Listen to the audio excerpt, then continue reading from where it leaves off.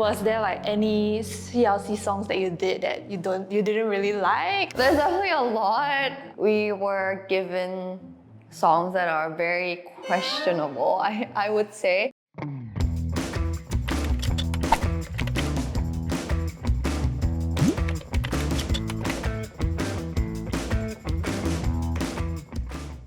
Hi guys, I'm Alicia and welcome to another episode of Zula. It's been a while since we last did this and we're at a very special location today. We're at the Wall office and we have a special guest here with us. Let's welcome Sorn. Hi guys, I'm Sorn. Nice to meet you all. I am Thai. I'm a solo artist now, but I used to be in a K-pop girl group for 7 years named CLC. I'm turning 28 years old.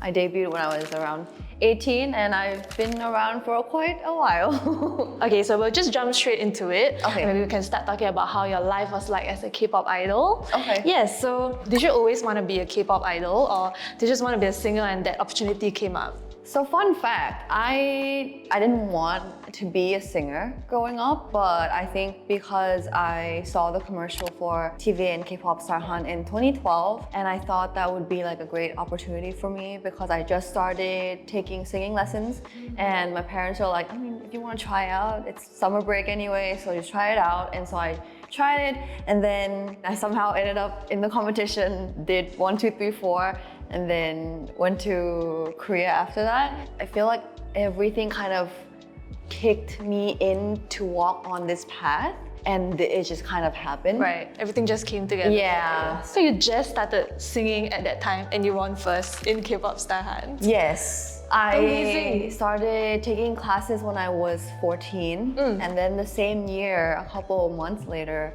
we saw this commercial at home and I was like, okay, let me just try. And my mom's like, I want you to go test your skills. I've been sending you to singing classes. I want to know if my money's worth it. So I'm like, okay, we'll just try. I don't think I'm gonna get in, but we'll just do it anyways. Her money was definitely worth it. Definitely worth it. So I think we all know that you have a very close-knit group of friends in the industry. Yeah. Did you already know them when you were trainees? Like, were they helpful as like a support system?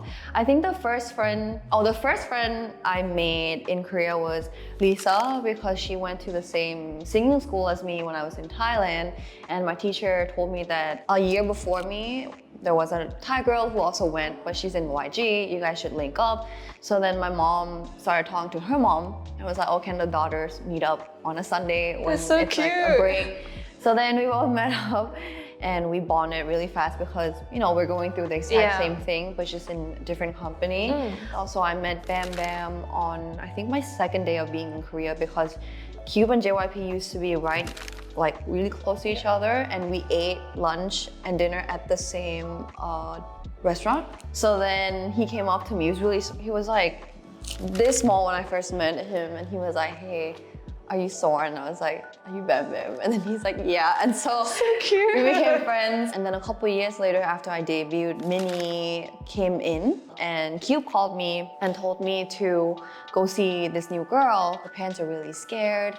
Can you just help calm them down and reassure them that everything will be okay? So I showed up and I'm like, I can reassure you that if Minnie is under the company, you know, I will personally take care of her. So then after she debuted, I introduced her to the whole Thai group and we just became like this whole gang. And I'm like the older, like Unni in the group, along with 10 from NCT, which is also the same age as me. That's why we also bonded. And we also all met at the same time because Lisa was like, oh, I also have another friend who's in SM. His name is 10. So then we all just automatically became friends. And then we have Pikun, like Mikun, the oldest one, who I later met when I was already an artist and introduced myself. Like, oh, hi.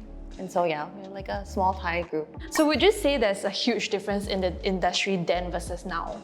Oh, I would say the biggest, like the really obvious thing we can all see is that K-pop is now super worldwide. And I think internally, companies are more open for idols to be themselves. They're less controlled by the company. And also they have more creative input in all of their music. Because when I was in CLC, we didn't really have as much input in our music. You just do whatever the company tells you. But I think the generation after us, especially in Cube, I could see the big difference too. Like they offered Pentagon and G Idol production lessons. Right. Trainees learn that they can have input and creative input in their own music and their own group music and stuff like that. But we weren't taught to do that, so we didn't really like know. It's not the company's fault. It's just like it was just not. It's just a different time. Yeah, it was different times. So yeah, I think that's really good to see, and I think because idols are allowed to be more of themselves on screen, people are more authentic. I would say.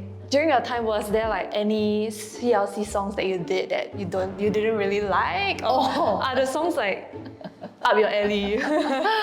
There's definitely a lot. I think the first 2 years, the first 2 years, we were given songs that are very questionable, I would say. Because me and the girls, we were trained to do a lot of girl crush concept, and then it kind of went really cute at one point. We had this phase where we were cheerleaders. Our Japanese single was a cheerleading single. I mean, I enjoyed every single comebacks and every single era we had, but the weird part was we were going back and forth between it. I was wearing school uniforms, and then all of a sudden we changed into this like girl crush concept that CLC is known for now. I wish it's not on the internet, but it's so on the internet. Just Google it, and it's just there. And our fans knows that too. Yeah, so it's funny. So yeah, we'll just move on into the part where we talk about you being a solo artist right now. Yeah, so we can just share more about, you know, what is something that you've learned about yourself? How has your journey been so far? The journey has been great. I've been having fun with all my music releases. I'm more creative now, and I feel more free, not only career-wise, but my personal life too, in a way. I'm finally growing. Even though I'm reaching I'm almost 30 now, but I feel like now I'm slowly living my early 20s life, but in a more mature way. That's nice. Yeah. So will you ever explore Thai music again, or even going back to Korean songs like K-pop? I would definitely do a Thai song when the opportunity is right. I did have like a recent thought with my half-brother. My half-brother used to be a Thai singer too in his early 20s. And we were kind of talking about maybe doing something together, because that would make sense if I release a Thai song with my half-brother. So we'll see. You kind of moved to Singapore, right? Yes. How often are you here? Because I know you just got a new place, you just got a new apartment. I just saw that your shoe cabinet is already full. You already have no space to wear your shoes. So. Yes. I think half of the year I'm here, but moving to Singapore is good for me because I get to travel more too. So now that I'm closer to Thailand, you know, just a 2-hour flight, I fly over, spend time with them. I also do a lot of projects back in Korea, so I'm also in Korea too, but most of the time I'm here. Right. Yeah. Okay. So I would say your lifestyle is like here. Oh yeah. I think that my lifestyle is exactly the same as everybody else, which people are like, oh, that's kind of weird. Aren't you like an artist and all that stuff? But when I'm in Singapore, it's a little bit different because I feel more at home here. I feel like I do all the creative stuff overseas, but when I'm here, it's more of like, I need to rest. Right. I'm home. I just want to be at home and just practice at the office. You're sitting in my dance studio actually. I use a lot of this dance studio to just practice and just film content. I've film seen quite a bit of content. it. Yeah. We also heard that you wake up at the stroke of 7 a.m. every day. Oh yeah. I heard this from a close friend of yours actually. Yeah, so you wake up at the stroke of 7 a.m. every day. Is that true? It is very true. What do you do this early every day? I rarely use the alarm function on my iPhone. I wake up at 7 at all times. I don't know why I wake up really early actually, but in the morning I function so well. My ideas, I'm just up and just messaging my manager about my ideas and stuff, to the point where we have this joke where she's like, in the morning if she gets a lot of notifications, she knows exactly who's it's from, because it'll be around 7 to 8. It's when I'm like, hey, let's do this, let's do that, my album for this, my comeback for that, my dance video for this, my content for that. I wake up and my brain is just like, oh, and I'm just writing stuff. Okay, so what would you say to your 14-year-old self who's waiting for her turn to audition at Kpop Star Hunt? Oh, I would say don't be shy, don't be scared. Just be yourself, calm down, don't question it too much, and do what feels right for you. So if you could go back in time, would you do it again? I mean, I love my life now, and I'm able to live this life because of all of that. Right. So I would do that again. Yeah, Nice. for sure. Okay, and I think there are many non-Koreans nowadays who want to be K-pop idols. Yes. Do you have any advice for them? I mean, even not for non-Koreans too, just for anyone who wants to be an artist, not even just an idol, just an artist in general. I think consistency is so important. Always consistently up your skills in everything you do. For non-Koreans, I know a lot of people think that, oh, because I'm a foreigner, maybe I have a lesser chance to become a K-pop idols, but I don't think that's a thing anymore, especially with all these new groups coming out. There's like more joint venture between K-pop companies and American companies, and we're like more open now, and I know there's a lot of new auditions happening in Southeast Asia. I think K-pop is like fully open to whoever you are, whatever nationality you are. Like, I love seeing that too, personally. I think there's a lot of talents all over the world. Yeah. You don't only have to be Korean. As long as you love music and you want to be an idol, I think it's possible for everyone and anyone. First question, what's your favorite local dish? Local dish? Singapore dish. A drink? I mean, I love the kopi croissant here.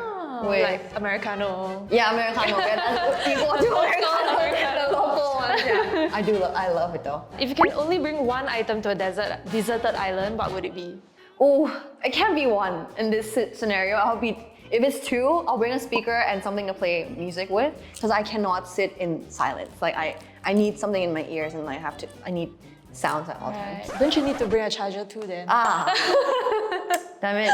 What's a fashion trend that you love? Recently, I'm really into jorts. I used to have one jorts, but I have two jorts now that I wear every day, except today. So thank God. But like 7 days a week, I wear the same jorts. I like rotate between my A jorts and B jorts. Whose concert would you really want to go for? Dua Lipa. Are you going? She's coming. I know she's coming, but I really want to go. I think I'll end up going. If you can listen to only one song of yours for 24 hours, what would that be? Okay, this song I did perform it at Water Bomb Singapore. It's called Cool Waters. It's actually my first ever song of mine that I am willing to listen to it on repeat. I was in LA earlier this year to write all these songs with my producer. I'm working with my first ever producer I worked with, which is Liar, the girls from Liar. They did my song Sharp Objects. So I would say it's Sharp Objects, but kind of like the second chapter of Sharp Objects. So the sound are more on the girl crush side. I think that you guys are definitely gonna love it. I, dyed my hair, got rid of my bangs. This is one of my fans' favorite color I've done. It looks great on you. Oh, thank you. It's one of my fans' favorite hair colors. So I thought I would bring all the favorite things that I love and that my fans love into this EP. Thank you, Sorn, for joining us today. And remember to follow her on her socials so you get all her latest updates. Don't forget to comment down below if you have any messages for Sorn. Thank you for watching. Don't forget to like, share, and subscribe. See you next time. Bye.